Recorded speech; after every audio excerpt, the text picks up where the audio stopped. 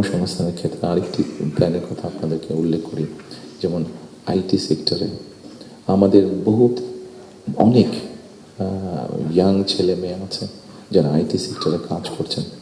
আমরা স্বৈরাচারের সময় দেখেছি বাংলাদেশের বিভিন্ন জায়গায় আইটি পার্কের নামে কতগুলা বড় বড় বিল্ডিং তৈরি করা হয়েছে, কিন্তু এখনই আমি কিছু পত্রিকার পাতায় নিউজ দেখেছি, গত 2-1 বছর আগেও নিউজ দেখেছি, 2-3 বছর আগে নিউজ দেখেছি যে পার্কগুলো অনেক ক্ষেত্রে দেখা যাচ্ছে যে অসামাজিক কাজ হচ্ছে, অথবা সেখানে কমিউনিটি সেন্টার হচ্ছে, অর্থাৎ আইটি পার্ক বলতে যাবো যে তার বিন্দু কোনো কিছুই সেখানে নেই।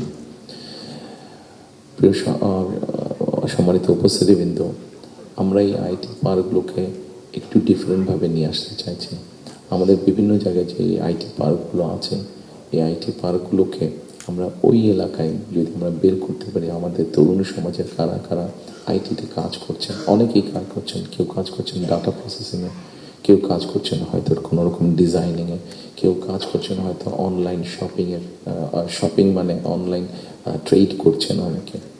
আমাদের একটা চিন্তা ভাবনা আছে যে এই মানুষগুলোকে একত্রিত করে আমরা ওই আইটি পার্কগুলোকে ফ্রি ওয়াইফাই দেবো এবং তাদেরকে ছোটো ছোটো স্পেস করে তাদেরকে অফিস করে দেবো।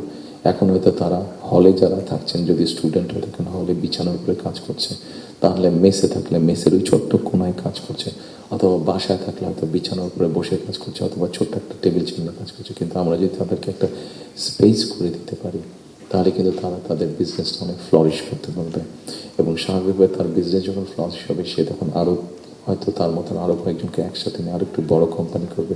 অর্থাৎ এই সবগুলো সম্ভাবনার কথা বলছি এবং এই সম্ভাবনার কথাগুলো অবাস্তব নয়। আমরা চেষ্টা করলে এই সম্ভাবনাগুলো আমরা বাস্তব রূপ দিতে পারবো।